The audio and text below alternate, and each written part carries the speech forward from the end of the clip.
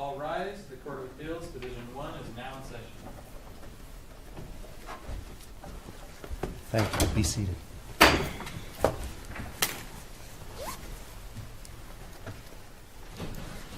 Good morning. Good morning. Now is the time set for oral argument in CACV160659, Norman ZWICKY, Plaintiff Appellee versus Premier Vacation Collection Owners Association, Defendant Appellant. For your information, these proceedings are being audio and video recorded, so barring any unforeseen problems with the audio and video recording, you can critique yourselves on YouTube in a couple of weeks. Counsel, each side is entitled to their 20 minutes. I don't think that's going to come as a shock to anybody. We would ask that you respect that time period. The timer located on the podium, as always, will let you know how much time you have left. And appellant, if you wish to preserve any portion of your 20 minutes for rebuttal, please let us know. We like to ask questions. We'll try not to ask so many questions you don't get to make your argument. Ultimately, however, it is up to you to reserve rebuttal time. We've reviewed the briefs and conferenced the case this morning, so we are well aware of the facts and issues attendant to this argument. We tell you that so you can couch your argument accordingly, and you may want to keep that in mind in addressing what you bring to the court. Counsel, when you come to the podium, I would ask that you state your name and who you represent. And with that, counsel, for the appellant, you can begin.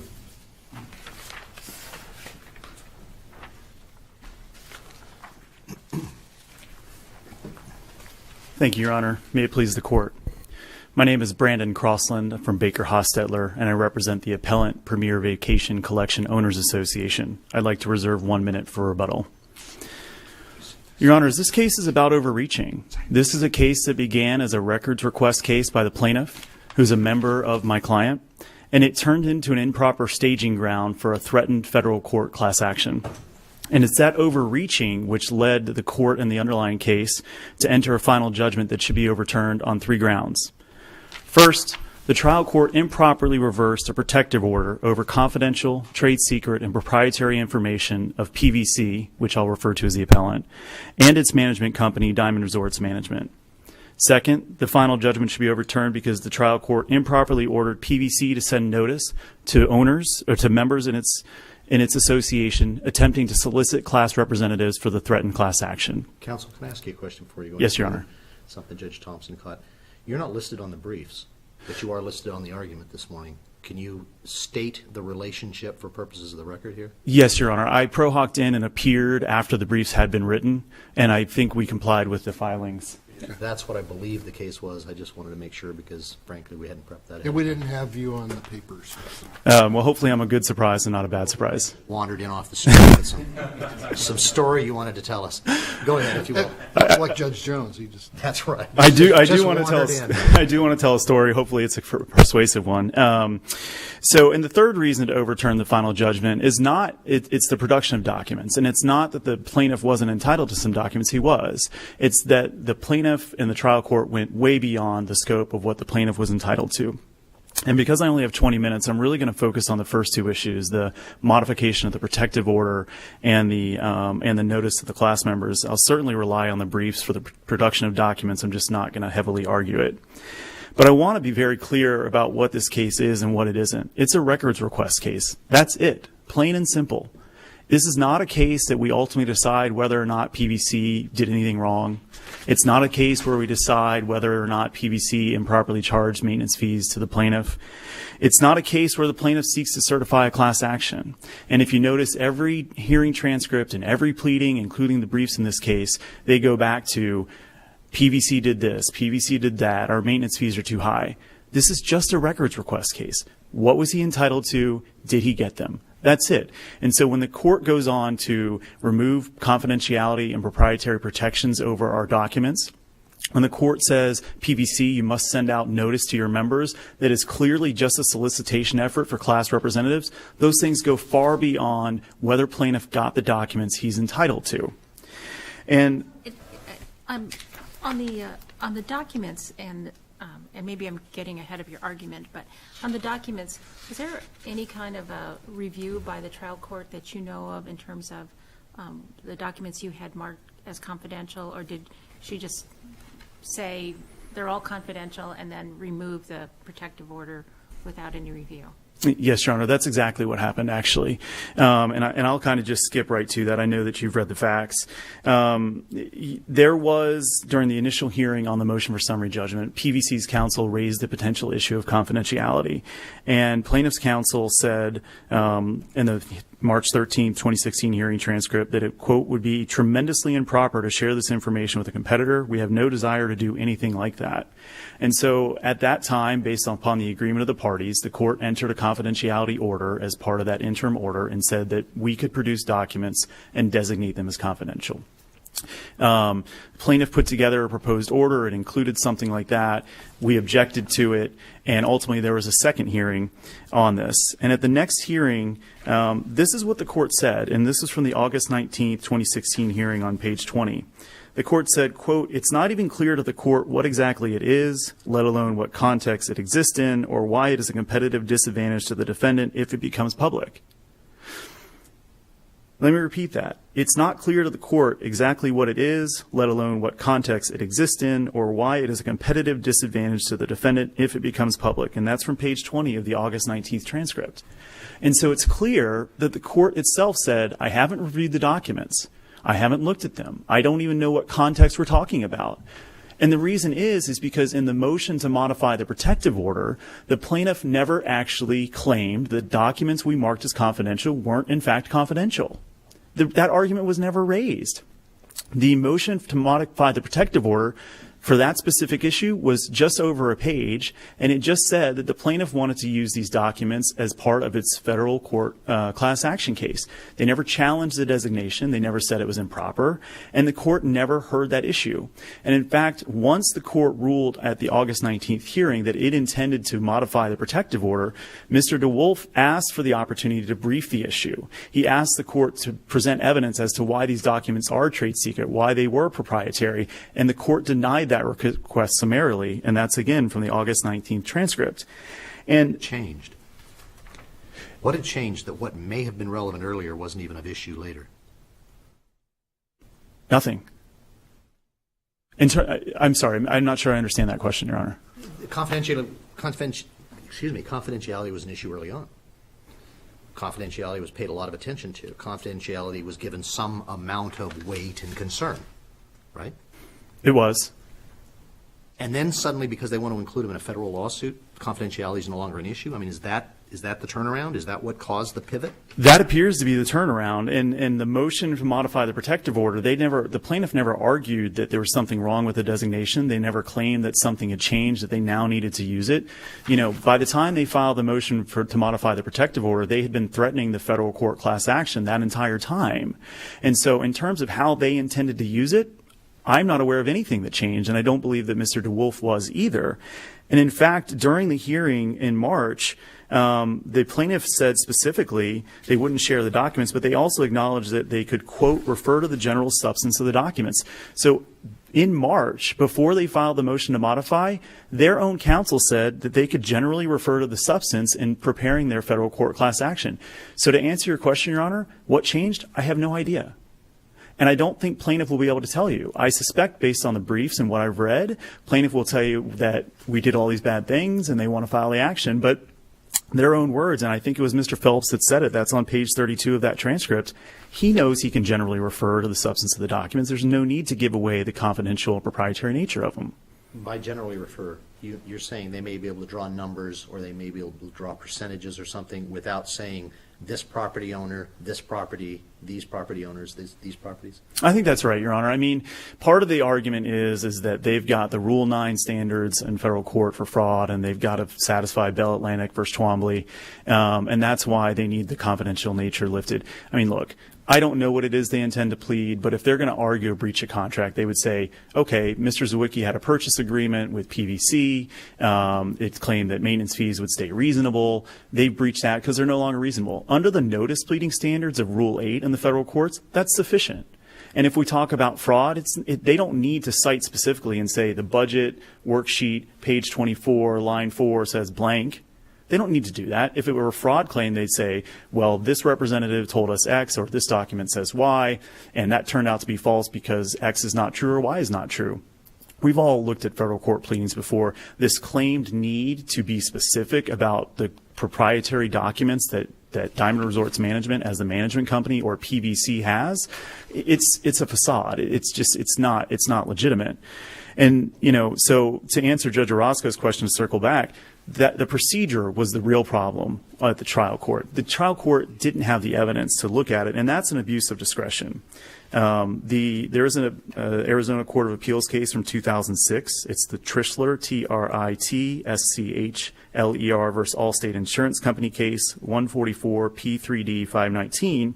It says an abuse of discretion occurs when a court, quote, commits legal error in reaching a discretionary conclusion, or if the record lacks substantial evidence to support its ruling. And here we know by the judge's own words, he didn't lack substantial evidence. Unfortunately, the court had no evidence, no basis to remove the confidentiality designation. And there's a substantive problem with what the court did. And that is that the documents that were marked confidential, and again, the second production was over 1,000 pages. What was marked confidential was a limited subset. But those documents are, in fact, trade secret. There's a declaration from Kathy Wheeler in the record where she confirmed the independent value of these documents. And she also confirmed the secrecy the efforts to maintain the secrecy that PVC and the management company went through to ensure. They're not given to the public. They're not given to the general membership. They're only provided to the directors of PVC, but even those are password-protected access. And it's not generally known in the industry.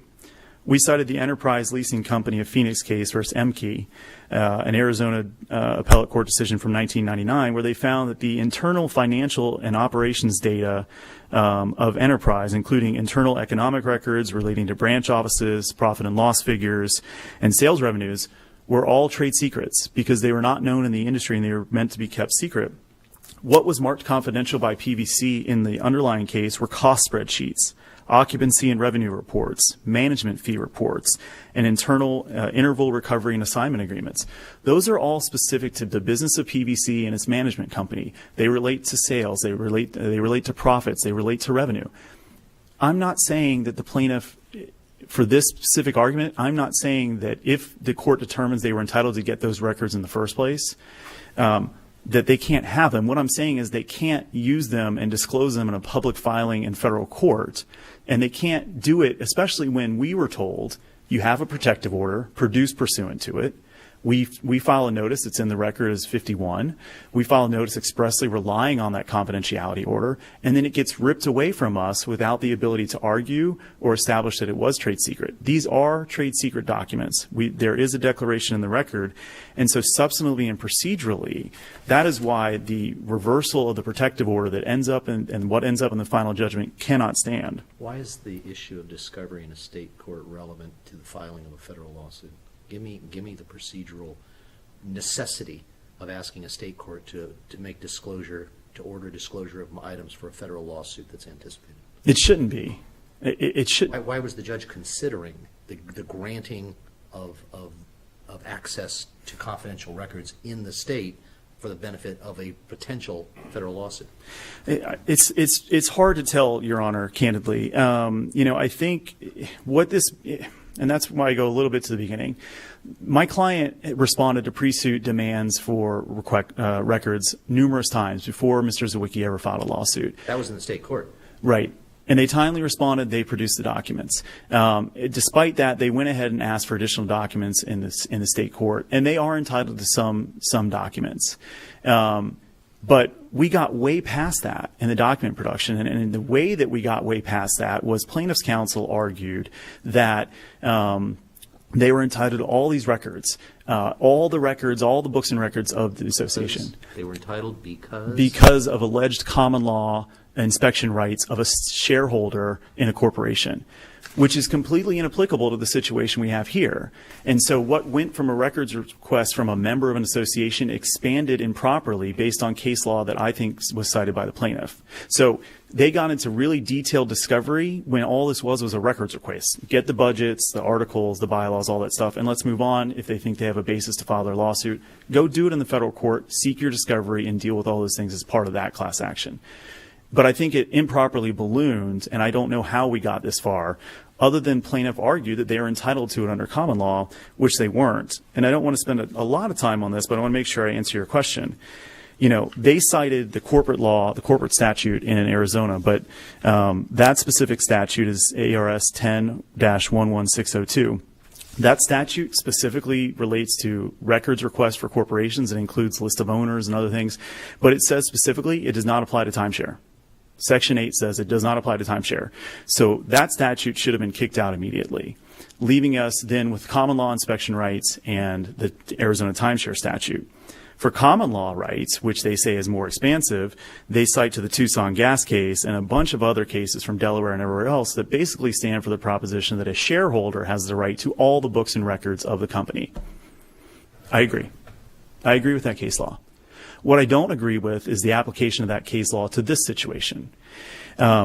Plaintiff is not an owner of PVC. He does not own stock. He does not own shares. He does not own any part of that corporation. He is a member. It is a very big difference. And the Tucson gas case and all the other cases is based expressly on the premise that shareholders who own stock, who own the corporate property through their stock, have a bigger right. He's a member with a right to use based on paying his maintenance fees and using his timeshare points. And it was interesting, Judge Orozco actually concurred in an opinion 10 years ago in a case Geyer, G-A-Y-E-R, versus Willow Neighborhood Association. It's an unreported decision, so I don't want to cite it for anything, but the rationale of that court is extremely important. The plaintiff, that case, was a homeowner, a member of a homeowners association. He tried to get records, and they said, statutes won't allow you. And he said, well, I get common law inspection rights. And the court looked at Tucson Gas and said, well, wait a second. There is a huge difference based upon an Arizona Supreme Court case between being a member and a not-for-profit association like you are in your homeowners association versus being a shareholder or stockholder in a not-for-profit company. Because you are just a member, you don't get those same rights. And ultimately, they found there's a fundamental difference between a shareholder and a member, and they ultimately determined that the member of the association did not have common law inspection rights. It's the same thing here. Mr. ZWICKY is a member of PVC. He is not an owner, and those rights are drastically different. So every case that they're going to tell you about that deals with stockholders and shareholders is inapplicable. And you need only look to the opinion that Judge Orozco concurred in, where she said that there is a huge difference. And there's so. Getting to your question, the only rights that he has to get documents come from the Arizona timeshare statute, not from corporate law, not from common law, and they are very restrictive. And it's in our briefs. He did not comply with the requirements of 33-2210. He didn't give us written notice, and he didn't go through all of those things. And so, for the reasons in the brief, the expansion of the records request became way more than it ever should have been. The one part I really want to get to with a few minutes remaining is this notice issue, notice going to certain owners. When I talked about overreaching early in the case, that's really what this case was about. It was a records request case, and it morphed into this improper staging ground for federal court action. If they think they have grounds, they had the budget, they had the articles, the bylaws, they've received his annual assessments, file the federal court action and move on. Federal court rules, Rule 23 is very specific about how you set up a class action. They have a class rep. Mr. ZWICKY can be a class rep. I don't know what that class looks like, and I don't know what the claims look like. But you don't get to use the state court in a records request case to turn it into solicitation of clients. And that's exactly what they did.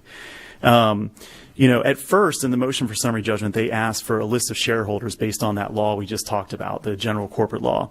And realizing that the Arizona statute expressly prohibited that, Section A of 33-2210 says neither the association nor other managing entity may publish this owner's list or provide a copy of it to any owner or any third party. They backed off of that. They weren't satisfied, though, that they knew they couldn't get the owner's list. So they said, well, in the motion to modify, they also asked for an order to disclose the owner's list. They said, well, we can't get the owner's list, so let's do a notice. And here's the two alternatives.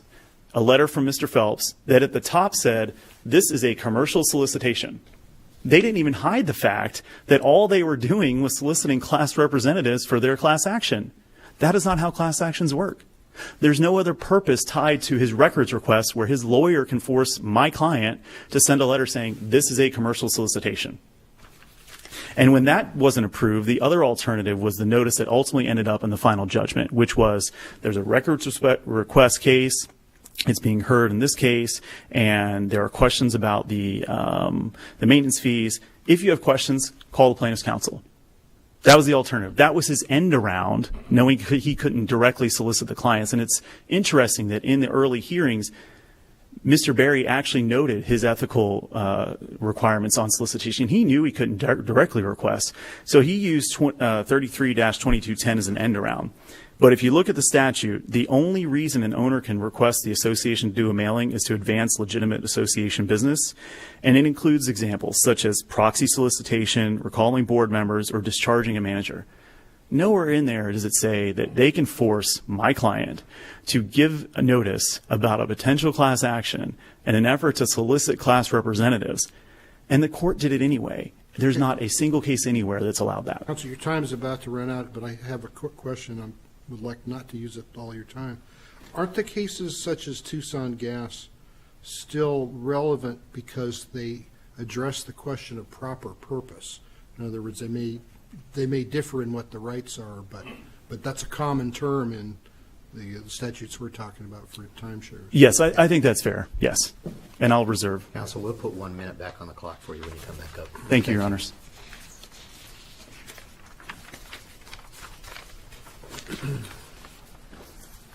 Good morning, Your Honors. My name's John Phelps. I represent the plaintiff, appellee Norman ZWICKY, in this matter. This is a simple records request action. It was filed by Mr. ZWICKY to obtain information about why his annual assessments had reached an exorbitant level. A couple things I want to talk about. It Clearly went outside the scope of that, though. I don't think it did. Frankly, I think that Solicitation of all the additional owners and names and stuff. and I can get to that. Go for it. The one of, and we drew on, I believe it was in the Compact v. Horton case, stopping future mismanagement is a basis under concerns of future mismanagement, which have been raised in this case, and no, this court didn't adjudicate it, but in a records inspection action in Delaware, a shareholder list was turned over in Compact v. Horton, and we cited to that case for the purpose of reaching out to other members or other stockholders in that case so that they could band together to stop future mismanagement. And that was deemed by the Compact case, by the Compact court, to be a proper purpose. And on that rationale, we believe that it's appropriate for Mr. ZWICKY to be able to band together with other members to pursue his claims and stop them, what he believes is the mismanagement that has led to the excessive fees. His assessments have more than tripled. As of the time of filing this action, his assessments had more than tripled in approximately 10 years since he had purchased the timeshare. So he wants to be able to work with the other timeshare owners to get this issue resolved. Mr. Berry? Phelps. I'm sorry. Your Honor. If you claim, or there's an allegation that you requested documents and prior to pre-filing. Mm-hmm. Did you get those documents? I believe there were 3 separate requests that we sent, and when we didn't receive a response to the third request, we then moved forward with this action. Okay, so there were, the first 2 were responded to, the third one was not, and that's when you filed the... They were, and we were unable to obtain some of the information. I think in the first... either the first or second records request, they provided a partial response, claimed that certain documents were unavailable. Confidentiality and trade secrets. First of all, the trial court ultimately modified its order so that we would have access to these documents and could use them in a subsequent complaint in federal court, but that complaint had to be filed under seal. And that was in response to the additional briefing that occurred. And it was actually after the notice of appeal had been filed, but the trial court did modify its order to protect the trade secrets. And frankly, what that does is that puts the district court where the substantive class action case is brought, puts that court in a position to look at whether these documents are entitled to trade secret protection in light of the allegations in the substantive complaint. So if, say that when this appeal is done, win, lose, or draw, does that mean that protective order will continue? Or does that protective order end when the decision comes down? I believe that was a permanent protective order that was initially agreed to by the parties. In not the summary judgment hearing, but the following hearing in May, we were presented, the trade secret issue was raised. There were confidential documents that we were asking for. We agreed to allow the trial court to put it in under a confidentiality order rather than having an entire hearing on the issue. And so we entered into that agreement with the understanding that if we believed it needed to be lifted, that we could come back to the court and request a modification. We have transcripts from some of the hearings. We do not have the transcript from the July 7th hearing, where, again, we talked about modifying the protective order. And were instructed to submit some briefing on that issue.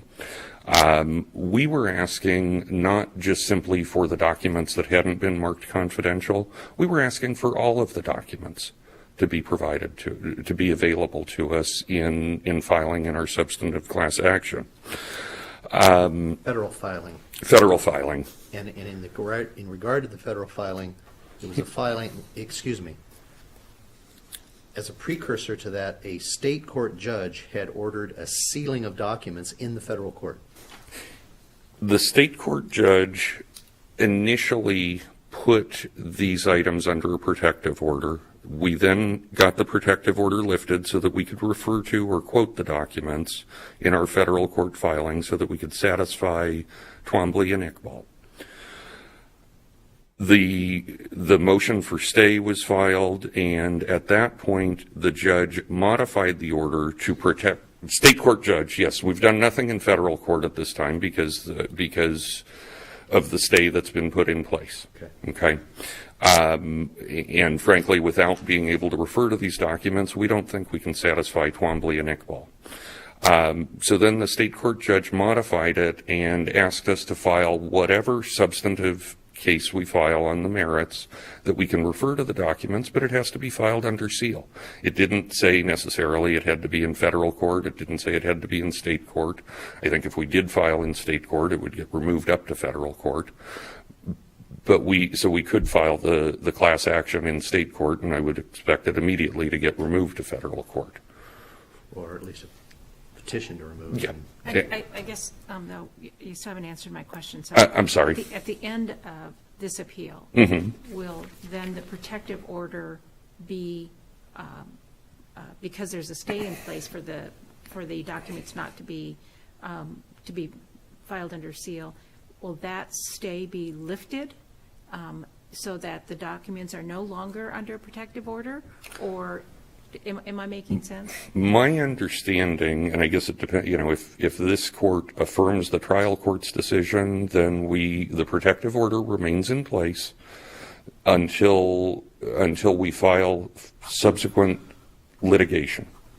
And then the court where we file that subsequent litigation has 60 once we filed, the order would stay in place for 60 days, allowing Premier to file to maintain that protective order.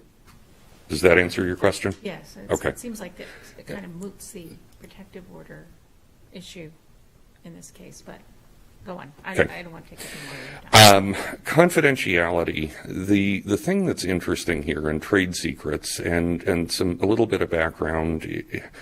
This is an association it's a nonprofit association for the benefit of its members. This is not a business trying to generate profits and make millions of dollars, or at least Premier isn't. DRI is, but we're not in court with DRI. We are in court with an entity that has a fiduciary duty to my client and is part of an association for his benefit. Now, the notion that they have trade secrets that can't be disclosed to the person that this is a benefit for is problematic. They've cited no authority saying that a homeowners association or a timeshare association is entitled to keep trade secrets from its members. And we did a search and couldn't find a case to that effect. So on the, I think on the issue of confidentiality, the trial court did ultimately craft a very careful order to protect their confidentiality by, again, requiring us to file any complaint under seal and give the court that, where that action is filed, give that court the opportunity to weigh in on whether that protective order should continue and whether these documents truly are entitled to trade secret in light of the allegations that are made in that complaint.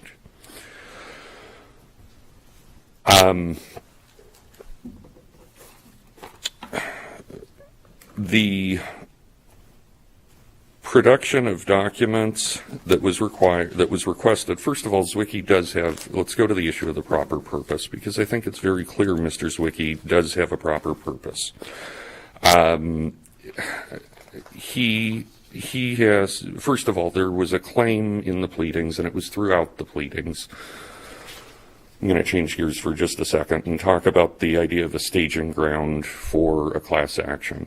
The Delaware courts actually encourage, and we cited numerous cases, including Seinfeld, Compaq, and I believe it was First Die as well, that suggest that before running off to the court to file a class action, that you do an investigation, that you do a records inspection action to determine if there is some wrongdoing going on before running off to the court. So that was why we pursued things this way.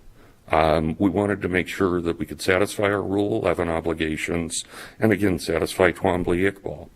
But we had seen in SEC filings that Diamond Resorts, which is an affiliated company, shifted in 2008 almost $15 million of its overhead over to collections such as Premier. By 2010, that number had increased to over $30 million. Now, that's on top of and in addition to, or appears to be, the management fee, and that's why we needed to see the management agreements so that we could confirm that information. When you have a declaration for a timeshare that says it'll only pay 15% management fees, but then there is a 15% management fee plus significant amounts in of overhead that shifted to the association, that's not really a 15% management fee. So that was his proper purpose, in addition to the fact that his assessments had increased, that his to the point where he's paying $2,400, where his annual assessments are $2,400 for a 1-week vacation.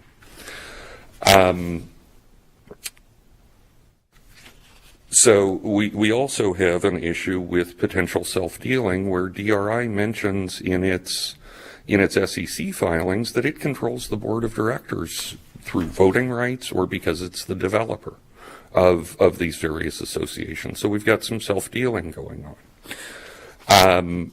To that end, I think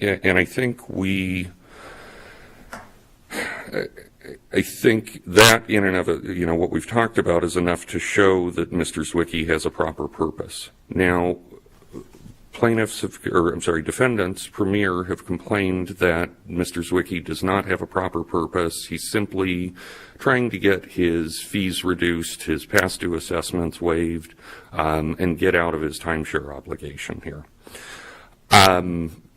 That was an offer that was presented to him at the very outset of this litigation. And we mentioned this in our motion for summary judgment, or the reply to our motion for summary judgment. And although these are settlement communications under Hernandez v. State, 203 errors 196 at paragraph 14, we're entitled to introduce that for impeachment evidence. He was offered a complete walkaway where he wouldn't have to pay his fees. So the notion that that somehow is an improper purpose is simply without merit, and it was addressed again at the trial court level.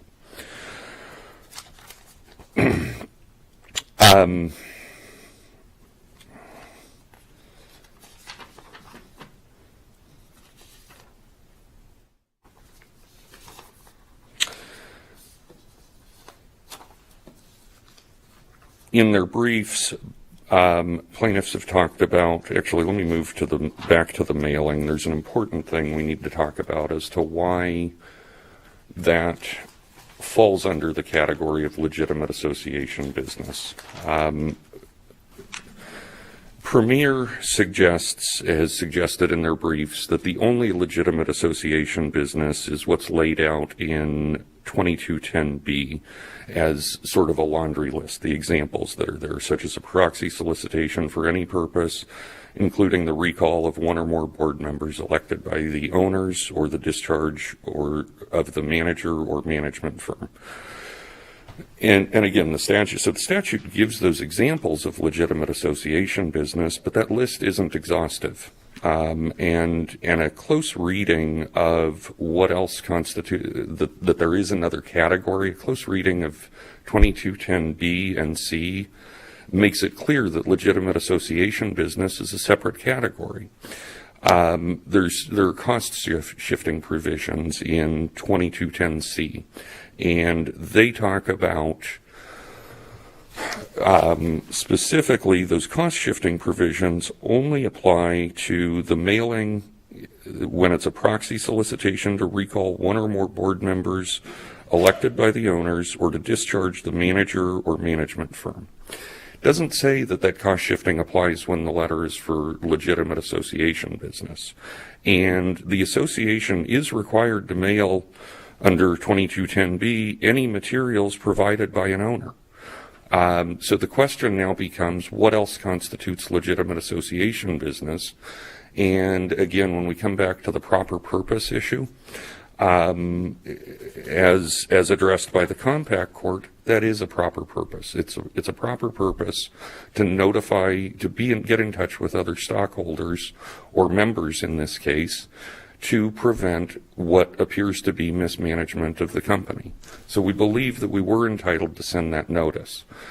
The notice that was originally proposed was done after consultation with the ethics hotline, and there was a concern that, yes, we might be running afoul of ethics rules, and so the suggestion from the ethics hotline was to mark this as a commercial solicitation. Not that we wanted to make it a solicitation, but to the extent something was coming from my firm, it needed to be listed as such. And so the option that we ultimately went with, that Judge Hannett decided on, was just simply a notice to the court informing others of the pendency of these inspection rights, and the fact that my client had brought an action for inspection rights. I guess, Mr. Phelps, how does that advance a legitimate association business? How does sending a notice to the other members that you have requested records advance a business purpose? It advances a business purpose because, again, if there is mismanagement going on, the opportunity for the members to band together and take on this behemoth of Diamond Resorts and Premier, by banding together, there's strength in numbers for them. It's actually a solicitation of support from other members who would want to join the class action. Absolutely. I don't know that I'd call it. It's a way to get the other people on board, make them aware of the wrongdoing. Frankly, there have been, and this is outside the record, but there have been numerous individuals that have contacted us, members of Premier and other Diamond Resorts collections, about these issues. So initially, we actually only asked that be sent to a subset of owners who were already upset and who had already complained about their assessments getting so high. So the solicitation literally said, please send this out to upset members who've already contacted you about being upset? The relief that we asked for from the trial court was, since they didn't want to send it to all the members, that we only send it to the subset of members that were not happy, that had complained about their fees.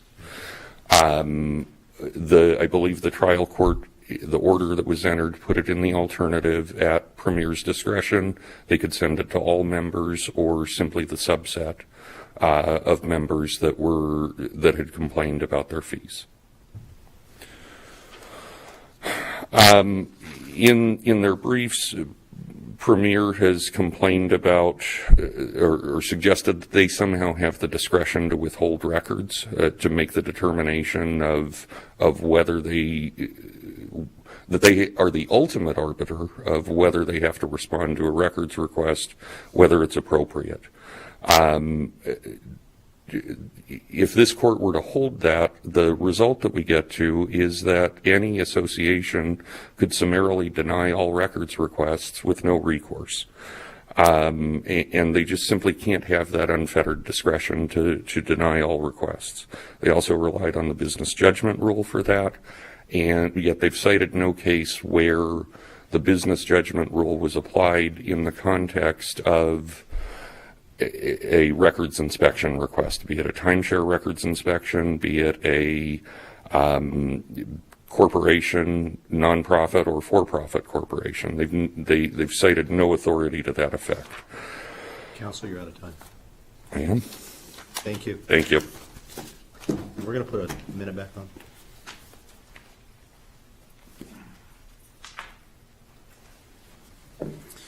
Thank you, Your Honors. Judge Orozco, I'm going to address your question first, which was, does it moot the protective order, whatever happens here?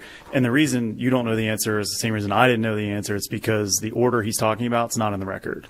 But irrespective of that, the order that's not in the record that he's talking about, it doesn't say anything. He's allowed to file his action whenever he wants. And it says, pending the appeal, the injunctive portion shall be modified to require filing under seal. I don't know how a state court tells a federal court to file under seal.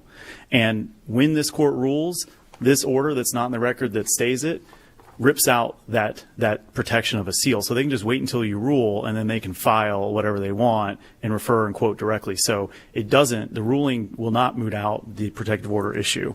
And the final judgment also says that the protective order in the final judgment, which allows them to quote anyway, that protective order disappears 60 days after the proposed class action is filed. So we have a confidentiality issue that must be addressed, and it should be overturned. Just very quickly, we are not keeping trade secrets from our members. If the court tells us that we have to produce the records, even if they are trade secret protected, okay, we will do that, but they should be maintained as confidential trade secrets. We're not trying to keep records from them if the court tells us to do it. And then legitimate, I thought the other thing that Judge Orozco really hit on that was very important, the proper purpose standard that he talked about when we're talking about 33-210 is really different than advancing legitimate business association business. It's a different standard. The proper purpose determines what we can and can't give him as a record. That's his argument on that. But in terms of what notice they give, advancing legitimate association business by forcing my client to give out the members ahead of a certified class so they can solicit, which is what he told you they are doing, is not a proper purpose, because it's going to end up with my client saying, build a bigger class, sue us, bankrupt us. Not a proper purpose, and the standard is really different. Thank you. Thank you for your argument, folks. We are going to take it under advisement at this time. Our order will issue in due course. We really appreciate your time today. Thank you.